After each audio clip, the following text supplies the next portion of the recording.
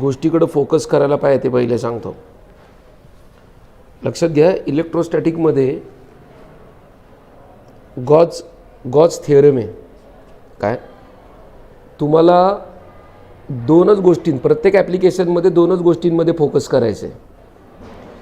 एकतर काय phi is equal to Q upon epsilon naught, हा एक मुद्दा आहे. आणि दुसरा मुद्दा आहे phi is equal to integration E bar dot D S bar. हे लिहित असताना एक गोष्ट लक्षात ठेवा, हा फाय आणि हा फाय या दोन व्हॅल्यू आपल्याला इक्वेट करायच्या आहेत सगळ्या ॲप्लिकेशनमध्ये. Phi is equal to Q upon epsilon naught consider करायचं असे आणि phi is equal to integration of E bar dot D S bar, या दोघांना इक्वेट करायचंच आहे. मग जसं ॲप्लिकेशन बदलेल तसं लक्षात ठेवा इंटिग्रेशन ऑफ डी एस बारची व्हॅल्यू बदलणार आहे. म्हणजे पहिली स्टेप काय असणार आहे, phi is equal to integration E bar dot D S bar आणि इथे लिहायचं हा डॉट प्रॉडक्ट आहे त्याच्यामुळं काय येणार E D S cos theta. लक्षात घ्या, हा जो थिटा आहे ना, हा कोणामधला अँगल आहे ते मी तुम्हाला सांगतो. थिटा हा अजिबात ई आणि डी एस मधला अँगल नाही. थिटा हा ई आणि ई डॅश मधला अँगल आहे. ई डॅश ॲक्च्युली परपेंडिक्युलर आहे सरफेसला. ई डॅश ॲक्च्युली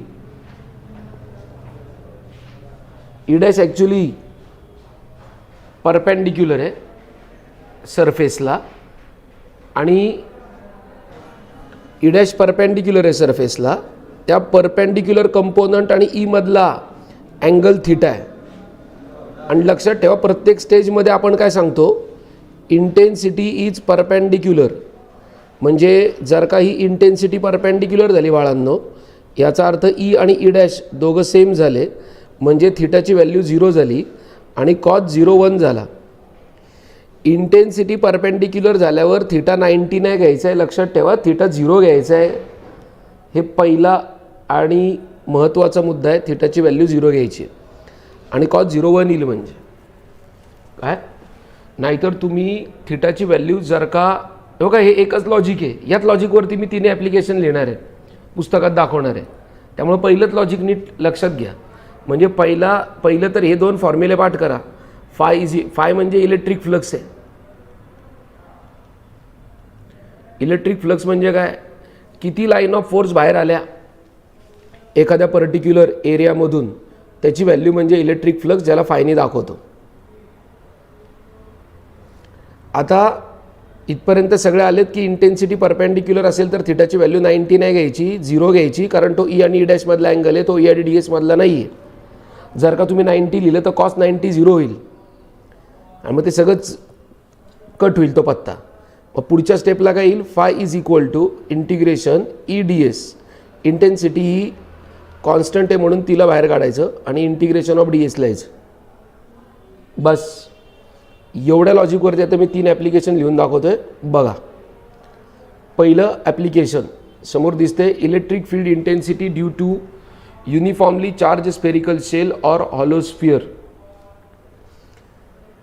सिग्माला त्यांनी नाव दिलं सरफेस चार्ज डेन्सिटी. युनिट दिसते कूलम पर मीटर स्क्वेअर. आता कूलम पर मीटर स्क्वेअर याचा अर्थ काय रे, कूलम पर मीटर स्क्वेअर याचा अर्थ युनिट एरियावरती किती चार्ज आहे, सिग्मा एवढा चार्ज आहे. म्हणजे सिग्मा एवढा चार्ज हा होल एरियावरती का युनिट एरियावरती, तर तो युनिट एरियावरती आहे. ओके, मग इथं क्यू किती झाला, तर Q is equal to sigma into 4πr². आपल्याला लिहायची गरज नाही आहे, हे फक्त लक्षात ठेवा. बघा, phi is equal to Q upon epsilon naught आले. डायइलेक्ट्रिक कॉन्स्टंटची व्हॅल्यू 1 कन्सिडर केलेली आहे. Q is the total charge enclose inside the surface. बघा इथं क्यू आहे, इथं या अख्ख्या स्फिअरवरती किती चार्ज भरला आहे, अख्ख्या स्फिअरवर क्यू चार्ज आहे. आणि आपल्याला या पॉईंट पी वरती आपल्याला काय काढायचे, आपल्याला काढायचे इलेक्ट्रिक फील्ड इंटेन्सिटी काढायची. म्हणून या पॉईंट पीला आपण अजून एका स्फिअरवर कन्सिडर केलेला आहे. हा तो स्फिअर आहे. या स्फिअरवर कन्सिडर केलेलं आपण. ओके, याला गॉसियन सरफेस म्हणायचं, याला म्हणायचं गॉसियन सरफेस, याला म्हणायचं Gaussian surface. Gaussian surface real आहे का इमॅजिनरी आहे? तर हा 100% इमॅजिनरी आहे, हा इमॅजिनरी आहे. पण याच्यातनं या आतल्या स्फिअरमधनं ज्या काही लाईन ऑफ फोर्स बाहेर पडतील त्या सगळ्याच्या सगळ्या या पॉईंट पी मधनं बाहेर पडणार आहेत. बघा त्याच्यामुळं बघा इथं दिसते तुम्हाला E bar dot D S bar, मागाशी मी सांगितल्याप्रमाणे E bar dot D S bar, त्याच्यानंतर E D S cos theta, परत ई डी एस आले, कारण काय सांगितले रे नॉर्मल टू द सरफेस आहे म्हणून थिटा 0 घेतला आहे आणि त्यामुळे कॉस थिटा 1 घेतला आहे. D five through the area D S E D S, five is integration of E bar dot D S bar, E D S E common घेतला आहे, integration of D S consider केलं. म्हणजे logic तेच आहे मागाशी मी सांगितलं आहे त्याप्रमाणे. मग इंटिग्रेशन ऑफ डी एस म्हणजे डी एस जॉईन केल्यावर काय होईल रे? या बाहेरच्या स्पिअरचे सगळे डी एस जॉईन केल्यावर मला काय मिळेल? या बाहेरच्या स्पिअरचे सगळे डी एस जॉईन केल्यावर मला काय मिळेल? तर मला त्या स्पिअरचा एरिया मिळेल जो 4πr² आहे. पण हा एरिया कोणाचा आहे? आतल्या स्पिअरचा आहे का बाहेरच्या स्पिअरचा आहे? तर this is the area of outer sphere. म्हणजे डी एस कोणाचे जॉईन करतोय मी? त्या बाहेरच्या स्पिअरचे जॉईन करतोय. ओके, आता हा phi is equal to E 4πr² आहे आणि वरती आपण फाय इज इक्वल टू पकडले काय क्यू अपॉन ॲप्सिलॉन नॉट. या दोघांना इक्वेट करा ना. हे बघा ना काय केले, या दोघांना इक्वेट केले म्हणजे ई इज इक्वल टू काय आले क्यू अपॉन 4π∙ r². आणि एक लक्षात घ्या, तुम्हाला आहे ना पुढचं पाठ करायची अजिबात गरज नाही आहे. हे पुढचं पाठ करायची गरज नाही. तुम्ही एवढंच लक्षात ठेवा, जर का E is equal to Q upon 4π∙ r² आलं तर या क्यूची व्हॅल्यू मी काय टाकणार? सिग्मा, कारण तो काय sigma is what charge per unit area आहे. म्हणजे काय येणार क्यू अपॉन 4πr². फक्त नीट लक्षात घ्या, इथं जो आर आहे हा आउटर स्पिअरची रेडियस आहे आणि इथं जो आर आहे हा आउटर आहे का इनर स्पिअरची रेडियस आहे? ही इनर स्पिअरची रेडियस आहे. एवढा फरक लक्षात घ्या. ते इथं टाकलं आहे बघा 4πr² आणि इथे म्हणजे काय होईल 4π कॅन्सल होईल आणि मग उरेल का तुमच्याकडं sigma into r² upon epsilon naught into r². माझ्या मते सगळ्यांना कळले. आता जर का पी पॉईंट पी सरफेसवर आला तर स्मॉल आर आणि कॅपिटल आर सेम असतील. त्या केसमध्ये फक्त उरेल sigma upon epsilon naught. Point P inside असेल तर ईची व्हॅल्यू 0 कारण सिग्माची व्हॅल्यू 0. काय हा प्रॉब्लेम अवघड आहे मला सांगा?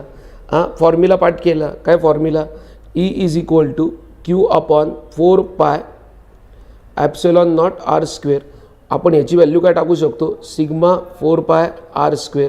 संपलं. एवढी व्हॅल्यू टाका. बघा इथे electric intensity at a distance R तेवढ्या व्हॅल्यू टाकल्यात. फक्त लक्षात ठेवा सेंटीमीटरचं मीटरमध्ये करायचे. ऑन द सरफेस स्मॉल आरच्या ऐवजी कॅपिटल आर टाकले, व्हॅल्यू काढली आणि इनसाईड 0 काढली. माझ्या मते हे कळलं आहे सगळ्यांना. थँक्यू. एवढाच फॉर्म्युला आहे.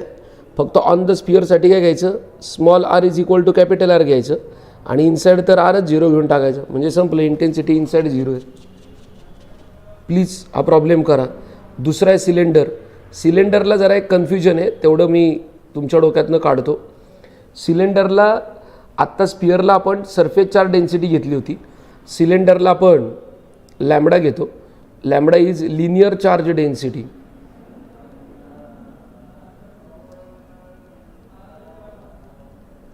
त्याचा फॉर्म्युला काय? Q upon L. म्हणजे काय? कूलम पर मीटर युनिट आहे त्याचं. म्हणजे लॅम्बडा काय? चार्ज पर युनिट लेंथ आहे. मागाशी काय होता? सिग्मा जो होता तो काय होता? चार्ज पर युनिट एरिया होता.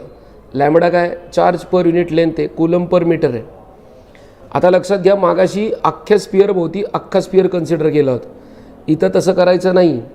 ओके, इथे काय करायचं आहे? इथे फक्त हा एक स्पिअर आहे, हा एक सिलेंडर आहे आपला. या सिलेंडरची रेडियस आर आहे. आपला पॉईंट पी इथे, त्याला परत हवेत ठेवायचं नाही आहे म्हणून त्याला दुसऱ्या सिलेंडरवरती घेतला आहे. तो सिलेंडर गॉसियन सरफेस आहे. पण मी काय सांगतोय, तो सिलेंडर अख्ख्या सिलेंडर नाही काढायचा. सिलेंडर भोवती इथं स्पिअर भोवती अख्खा स्पिअर काढला होता. इथे सिलेंडर भोवती अख्खा सिलेंडर काढायचा नाही आहे. आपण सिलेंडर फक्त छोट्या लेंथपुरताच काढायचं आहे. एवढे स्मॉल लेंथ एल एवढाच सिलेंडर आपण कन्सिडर केलं आहे. सगळ्यांनी पुस्तक समोर ठेवा आणि काय माझ्याबरोबर लगेच फॉर्म्युले बिर्मिले करा. हा आत्ताचा लेक्चरचा टायमिंग, हा अभ्यासाचा टायमिंग आहे म्हणून वापरा, कारण मी अभ्यासच करून घेतो आहे. परत आपल्याकडे दोनच फंड आहेत, सिग्मा म्हणजे phi is equal to Q upon epsilon naught आहे आणि phi is equal to integration E bar dot D S bar आहे. दोघांना इक्वेट करायचे. पण आता गंमत काय झाली, हा स्पिअर खूप लाँग आहे, लांब आहे, लांब लचक आहे, म्हणून आपण काय कन्सिडर केले लॅम्बडा. लॅम्बडा हा काय, लॅम्बडा हा युनिट, लॅम्बडा हा चार्जच आहे. जेव्हा लेंथ किती होती 1, मग जेव्हा क्यू एवढा चार्ज लेंथ एल असताना किती चार्ज येईल, मग त्याची व्हॅल्यू काय काढली आहे, लॅम्बडा इंटू एल. म्हणजे आता मी फायची व्हॅल्यू काय घेतली आहे बघा, इथे तुम्हाला दिसेल पहिली स्टेप सगळीकडे सेम आहे. परत कॉस थिटा 1 आला आहे बघा, परत तुम्हाला E bar dot D S bar आलं आहे, परत E D S cos theta आलं आहे, परत ई डी एस लिहिलं आहे. तुम्ही हे इथलं लिहू नका π/2चं, मी सांगितलं तेवढंच लक्षात ठेवा, नाही तर इथलं लिहाल.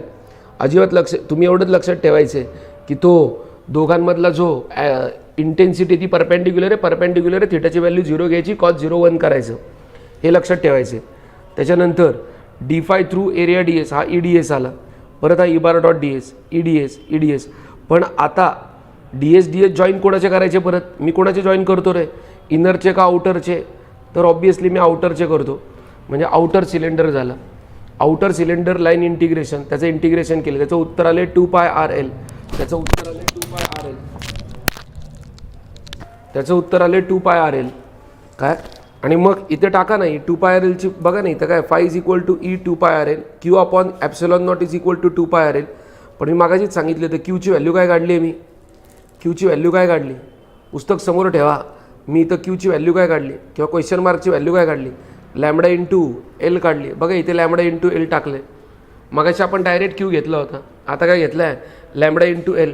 Lambda L upon epsilon naught is equal to काय, इंटेन्सिटी 2πRL. एवढंच तर केलं काय, फार तर बरं काय होईल, एल काय होणार आहे कॅन्सल, म्हणजे इंटेन्सिटी इज इक्वल टू काय, लॅम्बडा अपॉन 2π नॉट आर. आता इथे फक्त एवढाच फरक आहे, लक्षात ठेवा, जर का पॉझिटिव्ह चार्जेस असतील तर इंटेन्सिटी बाहेर दाखवली आणि निगेटिव्ह चार्जेस असतील तर इंटेन्सिटी आत दाखवली. याच्या पलीकडं काय बघा. आता लेंथ ऑफ स्ट्रेट इथं, म्हणजे याचा अर्थ तुमच्या सगळ्यांना कळलं पाहिजे. आपल्या फॉर्म्युल्यामध्ये इथे फॉर्म्युल्यात लॅम्बडा आलेला आहे यावेळेस. ओके, म्हणजे फॉर्म्युला काय, E is equal to lambda upon 2π lambda काय, चार्ज आहे का, चार्ज पर युनिट लेंथ आहे, तर चार्ज पर युनिट लेंथ आहे Q/L. मग इथं बघा लेंथ दिली म्हणजे एल दिला आहे, 2 मीटर दिली. नंतर uniformly charge with positive charge 3 मायक्रोकुलम म्हणजे चार्ज दिला आहे. चार्ज दिला एल दिला आहे, म्हणजे थोडक्यात आपल्याला काय दिलं आहे, लॅम्बडा दिला आहे, हे लक्षात घ्या. पुढं काय, electric charge density of the wire, find out the charge density, म्हणजेच काय लॅम्बडा काढायचा आहे, चार्ज पर युनिट लेंथ. आणि electric intensity due to the wire at 1.5 metre, म्हणजे स्मॉल आरची व्हॅल्यू दिली 1.5 मीटर. फॉर्म्युला रेडी आपल्याकडे, E is equal to epsilon upon 2π naught R. संपलं. म्हणजे दोन डेरिवेशन झाले, 2 प्रॉब्लेम झाले, 2 डेरिवेशन झाले, 2 प्रॉब्लेम झाले. तिसरं ॲप्लिकेशनमध्ये लक्षात ठेवा, आता electric field due to a charge infinite plane sheet आहे, ही प्लेन शीट आहे. इथे या डेरिवेशनमध्ये पहिला विषय तर क्लिअरच आहे काय, फाय इज इक्वल टू काय,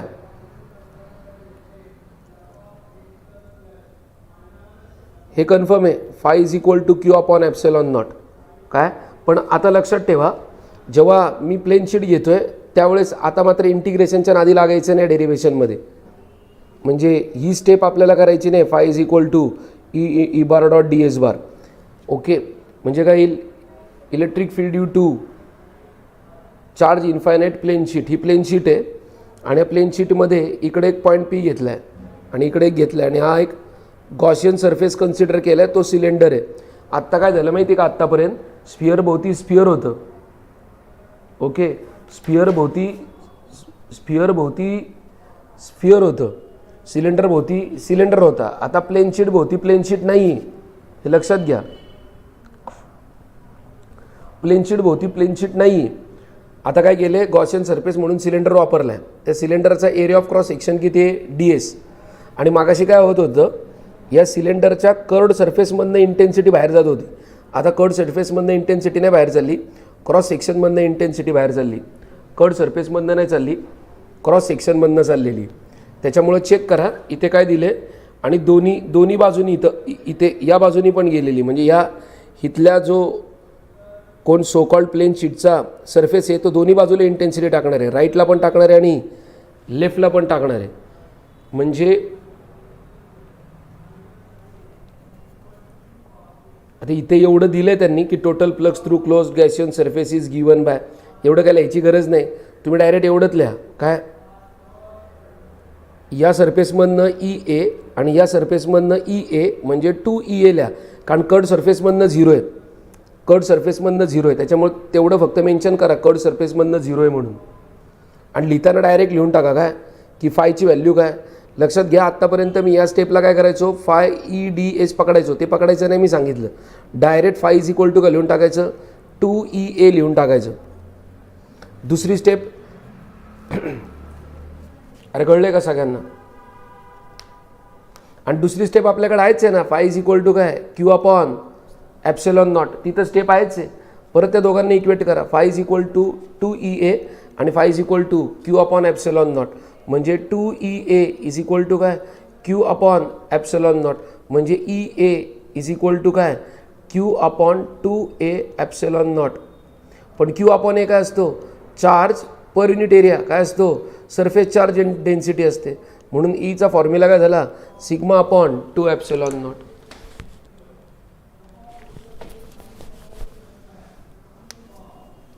चला आणि बघ इथं परत त्याच्यावर प्रॉब्लेम दिलाय, surface charge density, linear charge density म्हणजे लॅम्बडा, सरफेस चार्ज डेन्सिटी म्हणजे सिग्मा. फॉर्म्युला दिलाय ना 3 × 10⁻⁶ कूलम पर मीटर स्क्वेअर. मग काय E is equal to sigma upon 2 epsilon naught. संपलं, व्हॅल्यू टाकायच्या. फक्त मायक्रो कूलमचं लक्षात ठेवा, हे मायक्रो कूलम दिले, मायक्रो काढण्यासाठी 10⁻⁻⁶ नी मल्टिप्लाय केले, बाकी काय नॉर्मलच आहे. हां आता तुम्हाला आता मेन म्हणजे हा जो मुद्दा आहे हा इथपर्यंत आत्तापर्यंत मी काय काय लक्षात ठेवायला सांगितलं ते कळलं आहे सगळ्यांना. 3 प्रॉब्लेम झाले.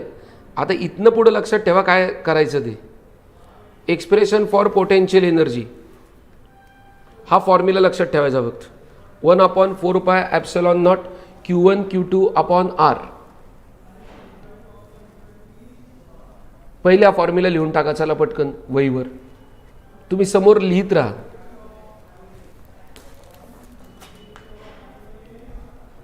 लिहा पहिले ते अभ्यास करा आत्ता माझ्याबरोबर, तर त्याचा काहीतरी उपयोग आहे, नाहीतर उपयोग नाही.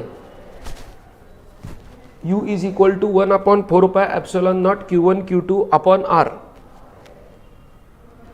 आता ऑब्विसली वर्क डन आहे किंवा पोटेन्शियल एनर्जी त्याचं युनिट काय 1 जूलच येणार ना. ही 1 जूलची definition, 1 joule is the energy stored in moving a charge 1 coulomb through a potential difference of 1 volt. ही एक डेफिनेशन करा. This is also very important. Define 1 volt 1 joule. आणि हे तर माहीतच आहे 1 electron volt is equal to 1.6 × 10⁻⁻19 joule. आता लक्षात घ्या केलं आहे काय, पोटेन्शियल काढायचं म्हणजे केलं आहे काय ते पहिले लक्षात घ्या. याचा अर्थ पॉईंट कुठून तरी इन्फिनिटीवरनं पॉईंट एला आणून ठेवला आहे आणि पॉईंट एला Q0 आणून ठेवला आहे आणि त्याला आता पॉईंट बी वरती न्यायचं आहे. तर हा प्लस Q चार्ज काय करेल, या प्लस Q0ला रिपेल करेल. रिपेल करेल म्हणजे काय करेल, लांब ढकलेल.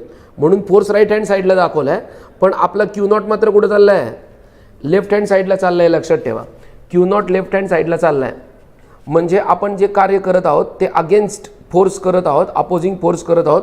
म्हणून तर DU is equal to -FE/dr लिहिले. जेव्हा डिस्प्लेसमेंट छोटी आहे त्यावेळेस वर्क डन काय, पोटेन्शियल एनर्जी काय, मोठी असणार का छोटी, छोटी असणार. मोठी पोटेन्शियल एनर्जी पाहिजे असेल तर DUचं काय करायचं, इंटिग्रेशन करायचं आणि ते लिहायचं FE/dr. हेच इथं टाकले. अरे कळलं का. आणि एकदाच मायनस साईन लिहा, दोनदा लिहू नका, तिथं जरा गडबड झाली त्यांची लिहिण्यात. आता परत इथं जर का FE मायनस घेतलं तर तो मायनस मायनस प्लस होईल, तसं करू नका, एकदाच लिहा. बरं फोर्स कुलमचा फोर्स आपल्याला माहिती आहे ना, कुलमचा फोर्स काय F is equal to 1/4πε0 Q Q0 upon हे किती आहे, किती अंतरावर ठेवलं याला, जनरल लिहिलं आर स्क्वेअर, बघा इथं आर स्क्वेअर लिहिलं जनरल आर कॅप.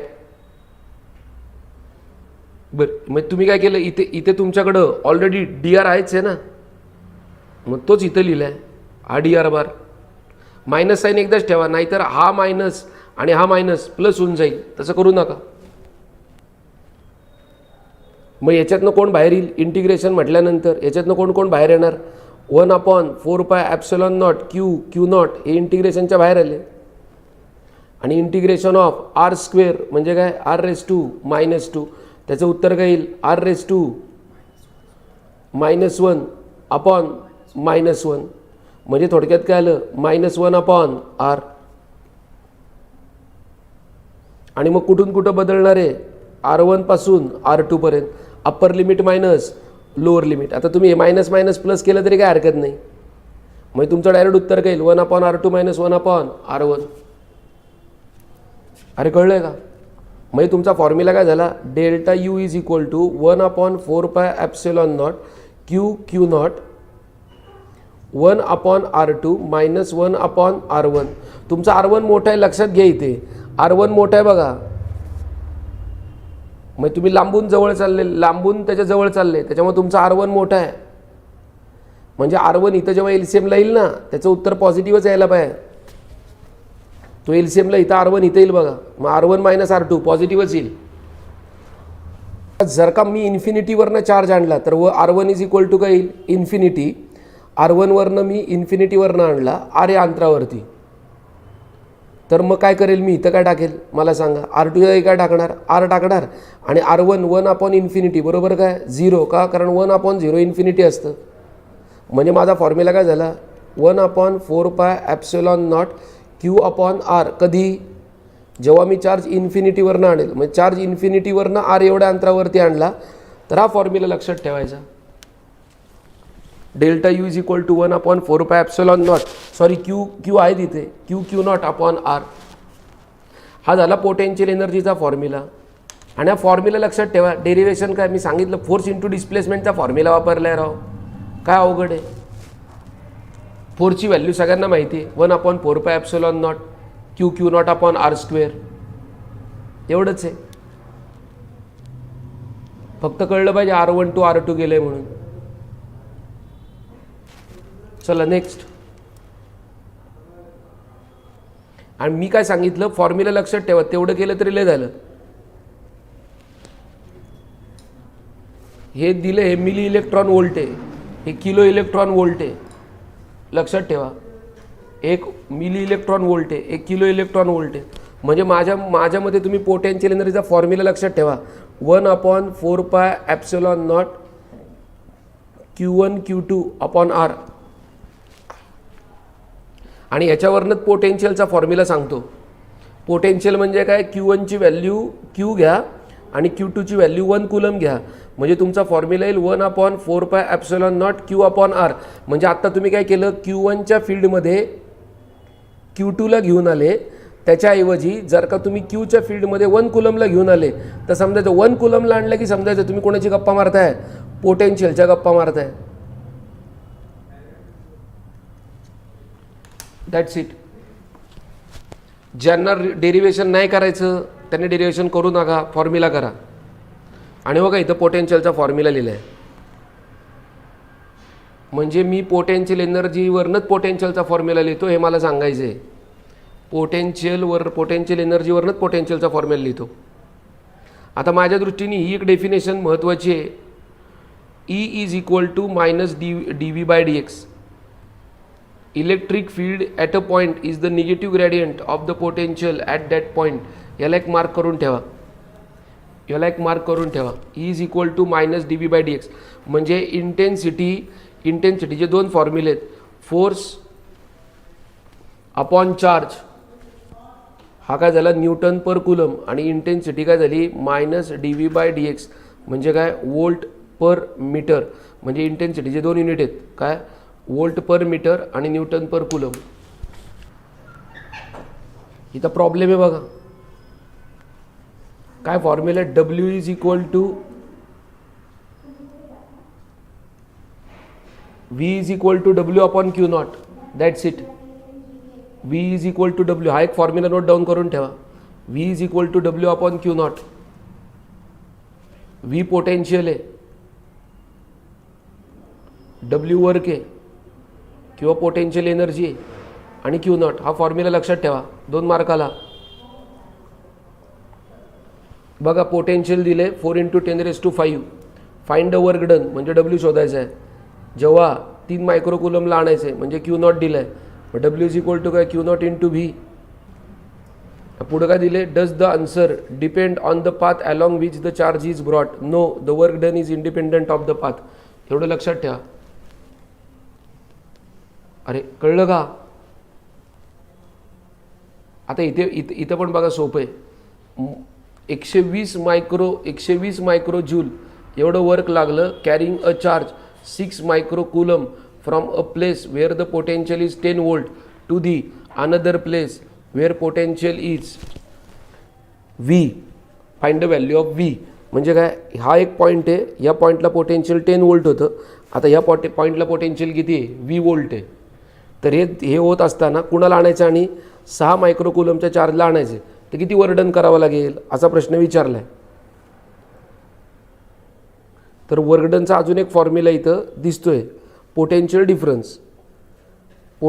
डिफरन्स. मागाशी बघितलं ना आपण, potential difference is equal to काय, डब्ल्यू अपॉन क्यू नॉट. मग इथं किती आहे, 10 volt. V B minus V A is equal to W upon Q naught म्हणजे डब्ल्यू इज इक्वल टू काय, Q naught into V B minus V A. W given आहे बघा 120 मायक्रोजूल म्हणजे किती झाले, 120 × 10⁻⁶. क्यू नॉट हे गिवन आहे किती, 6 × 10⁻⁶. 10⁻⁶ कॅन्सल.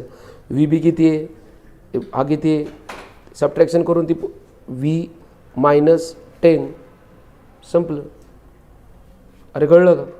मग काय झालं, हे 20 म्हणजे किती झालं, 20 इज इक्वल टू व्ही -10 म्हणजे व्ही इज इक्वल टू किती झालं, 30 वोल्ट झालं. काय अवघड आहे प्रॉब्लेम सांगा बा मला. एवढे डेरिवेशन बघा, मी तुम्हाला म्हणणार नाही तुम्ही काहीतरी अवघड डेरिवेशन सोडवा. आता हे potential due two point charge हे मागाचं डेरिवेशन आहे, सेम डेरिवेशन आहे. फक्त काय केले रे, R1च्या जागी इन्फिनिटी घ्यायचं आणि R2च्या जागी आर घ्यायचं, हे डेरिवेशन कॅल्क्युलेट केले. बघा कुठून आणलं, इन्फिनिटी टू आर. इथे काय लिहिलं, infinity to R. Same derivation आहे म्हणजे मागाचाच फॉर्म्युला, फक्त काय लिहिलं, potential energy is equal to 1/4πε0 Q1 Q2 upon R. आता पोटेन्शियलचा फॉर्म्युला काय, 1/4πε0 Q अपॉन आर. बस एवढंच आहे. 2 फॉर्म्युले नोट करून ठेवा. मी तुम्हाला 3 फॉर्म्युले शिकवतो, एक लक्षात घ्या. फोर्सचा फॉर्म्युला काय आहे, 1/4πε0 Q1 Q2 upon R square. Electric field इंटेन्सिटीचा फॉर्म्युला काय आहे, 1/4πε0 Q अपॉन आर स्क्वेअर. पोटेन्शियलचा फॉर्म्युला काय आहे, 1/4πε0 Q अपॉन आर.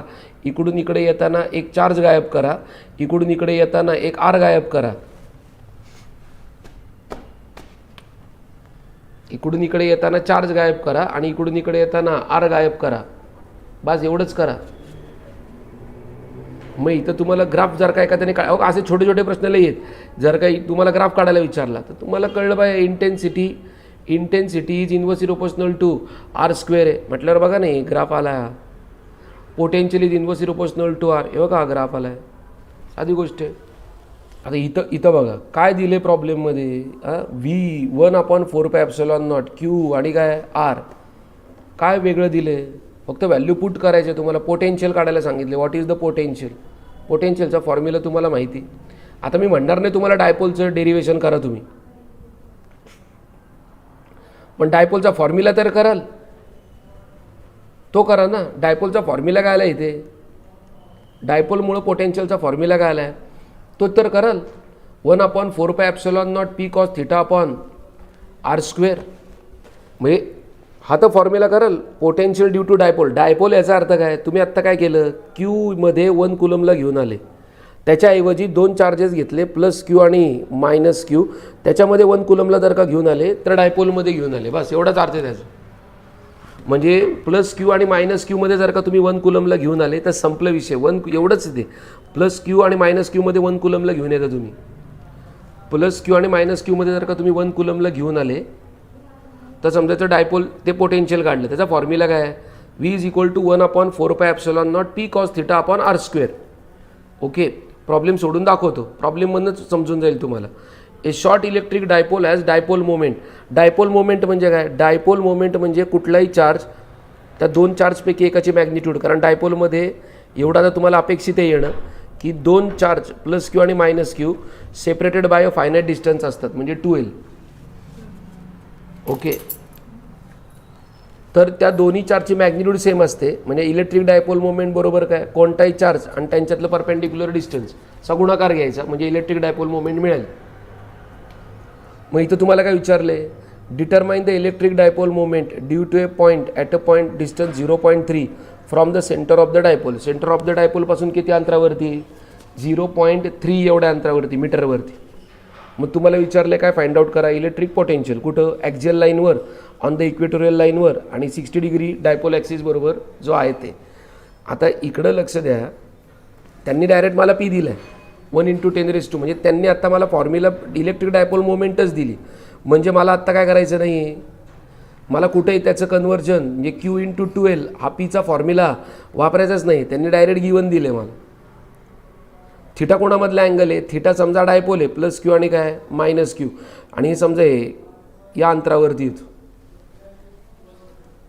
तर हा थिटा येतो. म्हणजे ते आरमधला आणि 2L मधला अँगल कोण आहे, थिटा. आता इथं काय विचारले, ॲक्झियल लाईन. ॲक्झियल लाईन म्हणजे काय, जी लाईन प्लस क्यू आणि मायनस क्यूमधनं जाते त्याला काय म्हणायचं, ॲक्झियल लाईन. जर का तसं झालं तर हा थिटा खाली येईल. म्हणजे थिटाची व्हॅल्यू किती येईल, 0. म्हणजे कॉस 0ची व्हॅल्यू किती येईल, 1.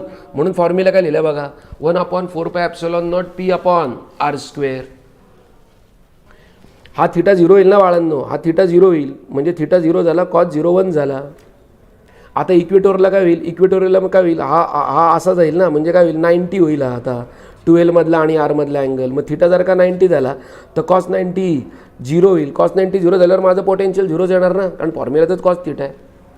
कोण म्हणतं प्रॉब्लेम अवघड आहे ते फॉर्म्युले करा. आता इथं काय 60 डिग्रीला सांगितलं, याचा अर्थ काय 1/4πε0 P cos θ अपॉन r². म्हणजे काय करायचं, इथं कॉस 60 टाका ना. कॉस 60ची व्हॅल्यू तुम्हाला माहीत नाही का, नसेल तर त्या लॉग टेबलमधनं बघा, येईल उत्तर तेवढं. बरं, हे आर्टिकल करायची काय गरज आहे रे तुम्हाला, electrostatic potential due two point system. बरं, हे कळलं का सांगा पहिले मला, हे प्रॉब्लेम कळला का सांगा. म्हणजे आत्तापर्यंत मी या आर्टिकलमध्ये काय शिकवलं, पोटेन्शियल एनर्जी बरोबर 1/4πε0 Q1 Q2 अपॉन R.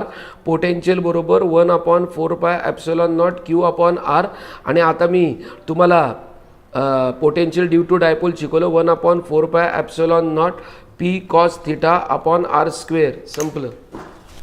चला पुढे. अरे ह्या आर्टिकल करायची गरज काय तुम्हाला, हां मला सांगा. जर का मला काय सांगितले, potential electrostatic potential due to a system of charges, म्हणजे या पॉईंट Pला मी Q1च्या हद्दीत आणला, Q2च्या हद्दीत आणला, Q3च्या हद्दीत आणला, Qnला आणणार. भाई पोटेन्शियल बोलतो, याचा अर्थ कोणाला आणणार रे मी, अदर दॅन 1 कुलम का 1 कुलमला आणणार, सांगा भाऊ. मी या Q1 पोटेन्शियल शब्द बोलला की मी काय सांगितलं, 1 कुलमला घेऊन यायचं म्हटल्यानंतर याचा अर्थ पॉईंट पीवर मी कोणाला घेऊन आलो, हां कोणावर आलो, पॉईंट पीला मी 1 कुलमला घेऊन आलो बाळांनो. हां मग आता मला सांगा याचा अर्थ काय झालं, मग Q1च्या मुळे किती पोटेन्शियल असेल त्या पॉईंटला, 1/4πε0 Q1 अपॉन R1. हां Q2 मुळे किती असेल रे, 1/4πε0 Q2 upon R2.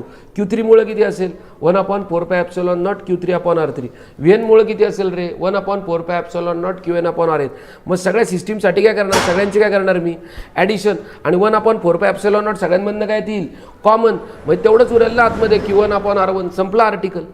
Equipotential सरफेसची definition इथं पहिल्याच ओळीत लिहिली बघा.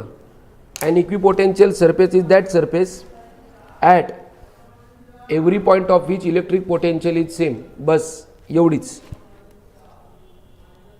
आणि त्याच्यावरती तुम्हाला काय मिळणार आहे, पॉईंट पी इक्विपोटेन्शियल सरफेसवर असेल तर उत्तर 0 पकडायचं,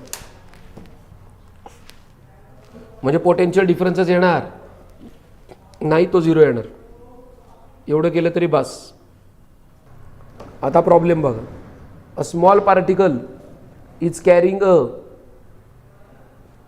current carrying a charge 1.6 into 10 raised to minus 19 coulomb is suspended in equilibrium between two horizontal metal plates 10 centimeter apart having a potential difference of find the mass of charged particle. बघा charge दिलाय, दोन plate किती याच्यावर आहेत, 10 centimetre apart दिले, म्हणजे D x value किती दिली आहे, 10 सेंटीमीटर दिले, वोल्टेज दिले DV 4000 volt, E is equal to minus DV by DX. Formula टाकलाय, तुम्हाला इंटेन्सिटी मिळाली. If charge particle is suspended in the equilibrium, suspended in the equilibrium म्हणजे काय रे, हा पार्टिकल इथंच अडकलाय. आता अडकलाय याचा अर्थ काय, त्याचा अपवर्ड फोर्स आणि डाऊनवर्ड फोर्स दोन्ही काय झाले, सेम झाले. मग डाऊनवर्ड फोर्स काय, वेट, आणि त्याच्यावरचा दुसरा फोर्स काय, Q इंटू ई. अबे बाळांनो, मी आत्ताच सांगितलं एफचा इंटेन्सिटीचा अजून एक फॉर्म्युला आहे, एफ अपॉन काय क्यू, म्हणजे एफ इज इक्वल टू काय ई इंटू क्यू. मग तुम्ही फक्त काय केलं, इथे एम जी आणि ई क्यू हे दोघं इक्वेट केलेत, म्हणजे एमची व्हॅल्यू काय झाली, क्यू ई अपॉन काय जी. मग क्यूचं उत्तर हे, ईचं उत्तर हे, जीचं उत्तर हे, संपलं, मास मिळालं. हा प्रॉब्लेम काय नाही, हे वर्कडनच आहे. समजा तुम्ही Q1ला V1चं उत्तर काय, 1/4πε0 Q1 अपॉन काय R1, याचा अर्थ पोटेन्शियल लिहिले, याचा अर्थ मी 1 कुलमला कुणाच्या हद्दीत घेऊन आलो, Q1च्या हद्दीत घेऊन आलो. अरे नाही कळलं का, कळलं. पण उद्या जर का मी Q1ला Q2च्या हद्दीत नेला तर तुम्ही त्याला पोटेन्शियल नाही म्हणणार, त्याला तुम्ही वर्कडन म्हणणार. म्हणजे W इज इक्वल टू काय म्हणणार तुम्ही, 1/4πε0 Q1 Q2 अपॉन काय R12, कुणामधलं डिस्टन्स 1 आणि 2 मधलं. बघाय, म्हणजे पोटेन्शियल एनर्जीच आहे, म्हणजे पोटेन्शियल एनर्जीच आहे, म्हणजे पुढचा फॉर्म्युला तो पोटेन्शियल एनर्जीचाच आहे. इथं नॅनो कुलम दिले, नॅनो कुलम म्हणजे काय, 10 raised to minus 9, 10 raised to minus 9. दोन चार्जेस आहेत, मॅग्निट्यूड 5 नॅनो कुलम आणि -2 नॅनो कुलम. याला ठेवलाय 2 सेंटीमीटरवरती आणि याला ठेवलाय 20 सेंटीमीटरवरती. No external field, find the electrostatic potential energy. काय फॉर्म्युला आहे, 1/4πε0 Q1 Q2 अपॉन काय R. आता साधी गोष्ट, याला 2 सेंटीमीटरवर ठेवला, याचा अर्थ कुठून ठेवला आहे, 0 पासून ठेवला आहे ना, म्हणजे दोघांमधलं डिस्टन्स किती झालं, याचं 0 आणि याचं इथून 20 आहे, म्हणजे इथं किती झालं, 18 सेंटीमीटर झालं, म्हणजे आरची व्हॅल्यू काय 18. बरं, फॉर्म्युला तोच आहे, Q1 आणि काय Q2. बघा ना, Q1 Q2 आणि 1/4πε0 ची व्हॅल्यू फेमस आहे काय, 9 × 10 raised to 9. Very simple. नेहमी लक्षात ठेवायचं, एकाला दुसऱ्याच्या फील्डमध्ये आणलं आहे असं लक्षात ठेवा फक्त, बस. हे बाकी फक्त फॉर्म्युले करा तेवढे. बघा, हे परत पोटेन्शियलचं तेच गणित आहे, सेम फॉर्म्युला. तुम्हाला त्याच फॉर्म्युल्यावरती वारंवार काय दिसतील, गणितं दिसतील. तुम्हाला एक सांगायचं होतं, हे एक आर्टिकल बघा, पोटेन्शियल एनर्जी. एक आता इथनं आर्टिकल बदललं आहे, जर नीट बघा, आहे सी पॉईंट, हे अगोदरचं सगळं सेम होतं. आता इथं काय बघा, potential energy of single charge in an external field. याचा अर्थ काय रे, आता मी एकाच चार्जला घेऊन आलो. फॉर्म्युला परत तोच आहे, potential energy is equal to काय Q इंटू काय V. अरे व्हीचा फॉर्म्युला, अरे मी तुम्हाला उद्या सांगितलं, पोटेन्शियल एनर्जी बरोबर काय 1/4πε0 Q1 Q2 अपॉन R. तर 1/4πε0 Q1 अपॉन R कोण आहे रे, पोटेन्शियलच आहे ना, कारण पोटेन्शियलचा फॉर्म्युला काय 1/4πε0 Q अपॉन R. म्हणजे potential due to charge 1 is equal to, याचा अर्थ कोणामधनं आणलाय सांगता का उत्तर मला. जो फॉर्म्युल्यात लिहिले ना त्याच्या फील्डमध्ये 1 कुलमला आणलाय. याचा अर्थ आत्ता जी पोटेन्शियल एनर्जी काढली ती कोणासाठी काढली, ती 1 कुलमला आणलाय, Q1 कुलमला आणलाय का Q2 कुलमला आणलाय Q1च्या मध्ये? कोणाला आणलाय? 1ला का Q2ला? तर Q2 कुलमला आणलाय. मग आता एक्सटर्नल इलेक्ट्रिक फील्ड आहे, कुणाला आणला? Qला आणला. म्हणजे काय लिहिलं? Potential energy is equal to काय? Q into V. म्हणजे तो चार्ज कोण आहे? ज्याला फील्डमध्ये आणलाय. हा बरोबर, Q2. व्हेरी गुड, Q2 बरोबर आहे. गुड. मग म्हणजे जो पोटेन्शियल त्याच्या फॉर्म्युल्यातला जो चार्ज दिसतोय इथे, त्याला आणलाय फील्डमध्ये, आणि दुसरा जो आहे त्याच्या फील्डमध्ये आणलाय. मग आता मला सांगा, इथे झालं पहिला चार्ज आहे त्याला एक्सटर्नल इलेक्ट्रिक फील्डमध्ये आणला. आता ऑलरेडी चार्ज नाही तिथे, तिथं एक्सटर्नल इलेक्ट्रिक फील्ड आहे. एक्सटर्नल इलेक्ट्रिक फील्ड आहे तिथे, चार्ज नाही तिथे. मग त्याला आणायला किती वर्क डन करावं लागलं? W is equal to potential energy work done U delta U. ते सगळं सेमच पकडायचं होले. म्हणजे काय झालं? Q इंटू काय लिहिलं? V. बरोबर. हे पहिल्या चार्जला आणलं मी. कुठं? एक्सटर्नल इलेक्ट्रिक फील्डमध्ये आणलं पहिल्या चार्जला, Q1ला. आता काय करायचं रे? आता Q2ला आणायचा. आता कोणाला आणायचा? Q2ला. मग आता Q2ला कोण कोण अपोज करणार आहे रे? Q1 पण अपोज करणार आहे, आणि कोण करणार आहे? एक्सटर्नल फील्ड पण अपोज करणार आहे. मग एक्सटर्नल फील्डमुळे किती वर्डन करावं लागलं? Q2 into V. ज्याला आणला त्याला Q2 लिहायचं, आणि Q1च्या फील्डमध्ये आणतात. Q1च्या फील्डमध्ये आणल्यावर potential energy 1/4πε0 Q1 Q2 upon काय? R12. काय आहे ते? त्याचं डिस्टन्स. आता जर का मी Q3ला घेऊन आलो, टोटल सिस्टीमला किती वर्डन लागलं? टोटल सिस्टीमला पहिले एक्सटर्नल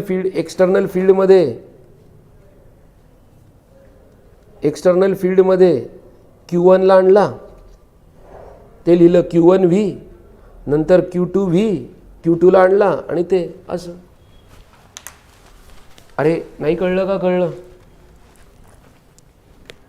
Q1 V कोणाला लागले? पहिल्याला एक्सटर्नल फील्डमध्ये आणायला. Q2 V कोणाला लागले? दुसऱ्याला एक्सटर्नल फील्डमध्ये आला. आणि Q1 Q2 आपण 4πε0 R12 कोणासाठी लागले? तर Q1 बरोबर त्याची जी भांडणं झाली त्याच्यासाठी. लक्षात घ्या, पहिले का उपस्थित होतं? एक्सटर्नल फील्ड होतं. तिथं कोणाला आणला? Q1ला. त्यासाठी किती एनर्जी लागली? Q1 into V. आता कोणाला आणला? Q2ला. मग याच्यासाठी किती लागली? Q2 into V. आणि याच्याबरोबर अपोज करायला किती लागली? 1/4πε0 Q1 Q2 अपॉन R12. मग या तिघांची ॲडिशन केली ना त्यांनी. म्हणजे या सगळ्या सिस्टीमची एनर्जी झाली. बस एवढंच लक्षात ठेवा. हेच फॉर्म्युला लक्षात ठेवा. लय झालं. पुढचं डेरिवेशन नाही केलं तरी चालेल, पण त्याचा फॉर्म्युला लक्षात ठेवा. मागाशी जसा पोटेन्शियल एनर्जी आपल्याला चार्जला इलेक्ट्रिक डायपोलमध्ये घेऊन जायचा होता. आता इथं काय केलं? मागाशी काय केलं होतं? +Q आणि -Q यांच्यामध्ये मी 1 कुलमला घेऊन गेलो होतो, किंवा Q1 कुलमला घेऊन गेलो असेल, किंवा Q0 कुलमला घेऊन गेलो असेल. त्यावेळेची पोटेन्शियल एनर्जी काढली आपण. पोटेन्शियल काढलं ना 1/4πε0 P cos θ अपॉन R². आता इथं डायपोलला ठेवलंय, त्याचा फॉर्म्युला लक्षात ठेवा फक्त.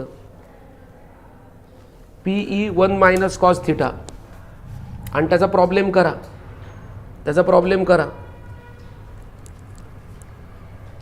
करा फक्त. आता इथे ना बाळांनो, या पोलर डायइलेक्ट्रिकची डेफिनेशन आणि एक्झाम्पल. पोलर डायइलेक्ट्रिकची मी डायपोलचे डेरिवेशन करू नका सांगितले. पोलर डायइलेक्ट्रिकची डेफिनेशन आणि एक्झाम्पल.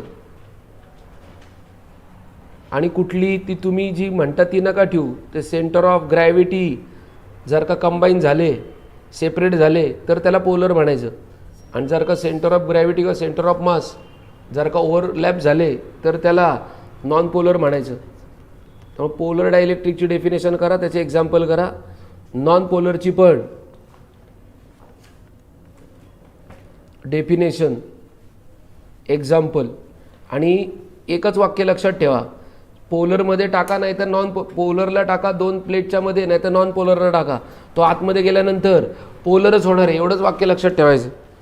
पोलर सबस्टन्सला टाका दोन प्लेटच्या मध्ये नाही तर नॉन पोलर सबस्टन्सला टाका, तो आतमध्ये गेल्यावर काय होणार आहे, पोलरच होणार, एवढं लक्षात ठेवायचं. संपलं आर्टिकल, एवढंच आहे. आता आपल्याला कॅपॅसिटन्स वापरायचे. हां ए बाळांनो, हा फॅराड आहे आणि केमिस्ट्रीत इलेक्ट्रोकेमिस्ट्रीत मी शिकवलेला फॅराड आहे, कळलं का? आता इथे याचं डायमेन्शन करून जा, युनिट करून जा. 1 farad is equal to 1 coulomb per volt. Farad ते डायमेन्शन येतात MCQला किंवा 1 मार्क क्वेश्चनला. केलं का मार्किंग सगळ्यांनी? याच्यावरचे पण प्रॉब्लेम लय येतील, याच्यावरचं डेरिवेशन नाही यायचं. हा एक फॉर्म्युला पण लक्षात ठेवा, C is equal to QV. नंतर इथं 1 फॅराडची डेफिनेशन असेल कुठेतरी, हे बघा तिथंच आहे खाली. 1 farad a capacitance of 1 farad if the potential difference across rises by 1 volt when coulomb charge is given to it. Dimension लक्षात ठेवा. हे बाकीचं pico farad, nano farad, micro farad येतं तुम्हाला. हे बाकी कॅपॅसिटर्स इन सिरीज आणि कॅपॅसिटर्स इन पॅरलल. आणि लक्षात घ्या, अर्थिंग केल्यामुळं काय झालं, कॅपॅसिटी वाढली. हे पण पॅरलल प्लेट कंडेन्सरच आहे, आपण पॅरलल प्लेट कॅपॅसिटरच आहे किंवा कंडेन्सरच आहे. पण अर्थिंग केल्यामुळं काय झाली, कॅपॅसिटी वाढली. कॅपॅसिटी वाढली कारण पोटेन्शियल डिफरन्स कमी झाला. मी सांगितलेलं लक्षात ठेवा, कॅपॅसिटी वाढली कारण पोटेन्शियल डिफरन्स कमी झाला. कॅपॅसिटर्स इन सिरीज त्याचं डेरिवेशन करा, ते सोपं आहे. कॅपॅसिटन्स इन पॅरलल डेरिवेशन करा. हे प्रॉब्लेम करा. काय Q is equal to N into E म्हणजे नंबर ऑफ इलेक्ट्रॉन्स. तुम्हाला आठवत असेल, सिरीज आणि पॅरलल एक्झॅक्टली अपोजिट आहे, लहानपणी तुम्ही शिकले. त्याच्या रेजिस्टर सिरीजचं जे आहे ते इथं पॅरललला आहे, ते तिकडं पॅरलल आहे, ते इकडं सिरीजला आहे. हा फॉर्म्युला करा, Q is equal to N into E. एका इलेक्ट्रॉनवरचा चार्ज, नंबर ऑफ इलेक्ट्रॉन दिलेत, C is equal to Q upon V. Series पॅरललचं एक्झाम्पल करायचे गिवनमध्ये दिले. हे एक डेरिवेशन येऊ शकतं. Capacitors of parallel plate capacitor without dielectric. त्याची इंटेन्सिटी लिहिली. इंटेन्सिटी किती रे? मगाशी आपण एका प्लेटसाठी इंटेन्सिटी काढली होती. किती काढली होती? Sigma upon 2 epsilon naught. इथं काय आले? Q upon A epsilon naught. कारण उत्तर काय आले? सिग्मा अपॉन एप्सिलॉन नॉट, एवढी इंटेन्सिटी. आणि सिग्माचं उत्तर काय? Q upon A. त्याच्यामुळे Q upon A epsilon naught. आणि मागाशी शिकवले intensity is what? Negative potential gradient. त्याच्यावरनं इथं लिहिले E is equal to V into D. म्हणजे V इज इक्वल टू काय? E into D. आणि Eचं उत्तर काय? Q upon A epsilon not टाकलं इथे. पण आपल्याला कॅपॅसिटन्स काढायचं आहे. त्याच्यामुळं काय गेले? C is equal to Q upon V. तुम्ही माझ्यासाठी एवढाच फॉर्म्युला लक्षात ठेवा, sigma is equal to A epsilon naught K upon D. जेव्हा एअर असेल तेव्हा 1. एवढाच फॉर्म्युला लक्षात ठेवा. C is equal to A epsilon naught K upon D. हे बघा इथं लिहिलेलं आहे, तुम्ही तेवढा फॉर्म्युला लक्षात ठेवा. बरं, अजून एक, जर का मध्ये मीडियम 2 प्लेटच्या मध्ये जर का थिकनेस T वालं डायइलेक्ट्रिक टाकला K, तर फॉर्म्युला हा लिहायचा. म्हणजे 2 प्लेटच्या मध्ये मीडियम टाकलं डायइलेक्ट्रिक K वालं आणि त्याचा थिकनेस T आहे, तर हा फॉर्म्युला वापरायचा. A एप्सिलॉन नॉट तर आपल्याकडे आहेच आहे. आपला फॉर्म्युला काय होता? A epsilon naught K upon D. त्यातला A एप्सिलॉन D आहेत का? A epsilon. फक्त इथं जो D आहे त्याला काय गेले? -T plus T by K. एवढा फॉर्म्युला लक्षात ठेवा बास. आता इथे काय केलं नीट चेक करा. इथे 2 कॅपॅसिटरच्या प्लेट आहेत, पण त्या कॅपॅसिटरच्या प्लेटला जर का पॅरलल प्लेट बसवल्या, नीट आहे का मी काय सांगतोय? कॅपॅसिटरच्या प्लेटला जर का पॅरलल प्लेट बसवल्या, कॅपॅसिटरच्या प्लेटला पॅरलल, या कॅपॅसिटरच्या प्लेट आहेत आणि त्याला पॅरलल प्लेट बसवल्या, याचा अर्थ मी डिस्टन्स डिवाइड केलं. आणि जर का कॅपॅसिटरच्या प्लेटला जर का मी परपेंडिक्युलर प्लेट बसवल्या, म्हणजे डायइलेक्ट्रिक बसवले. प्लेट म्हणजे काय? Dielectric medium. जर का कॅपॅसिटरच्या प्लेटला जर का मी पॅरलल प्लेट पॅरलल मीडियम बसवलं, मग याचा थिकनेस T1, याचा थिकनेस T2 दिसते, याचा थिकनेस Tn, मग याचा डायइलेक्ट्रिक कॉन्स्टंट K1, याचा K2, याचा Kn. तर समजायचं मी सिरीज कॉम्बिनेशन केले. कुठलं कॉम्बिनेशन केले? सिरीज. आणि जर का कॅपॅसिटरच्या प्लेटला जर का आपण परपेंडिक्युलर मीडियम बसवलं तर समजायचं पॅरलल कॉम्बिनेशन केले. कळलं? म्हणजे या केसमध्ये म्हणायचं कॅपॅसिटर हे सिरीजमध्ये कंबाईन झालेत आणि या केसमध्ये म्हणायचं कॅपॅसिटर्स हे पॅरललमध्ये कंबाईन झालेत. फक्त फॉर्म्युला लक्षात ठेवायचं आहे, C is equal to A epsilon naught तर सगळीकडे आहेच आहे. फक्त काय करायचं, T1/K1 plus T2/K2 dot dot dot dot TN/Kn एवढा फॉर्म्युला नोट डाऊन करून घ्या पटकन. म्हणजे हे कुठलं कॉम्बिनेशन आहे रे, पॅरलल आहे का सिरीज आहे? सिरीज कॉम्बिनेशन आहे का? कारण प्लेटला मीडियमच्या प्लेट किंवा मीडियम काय पॅरलल आहे. अरे कळलं? आता इथे बघा, इथं फॉर्म्युला आहे. जर का आता काय केलं, प्लेटला मीडियम काय बसवलं, परपेंडिक्युलर बसवलं, तर फॉर्म्युला काय होतं, सी इज इक्वल टू, हा फॉर्म्युला लिहून टाका, epsilon naught D epsilon naught into A1K1 plus A2K2 plus AN/Kn/D. गणित जमायला पाहिजे, डायरेक्ट फॉर्म्युला बेस्ड गणित आहेत. So please do it. Direct formula टाकून गणित आहेत.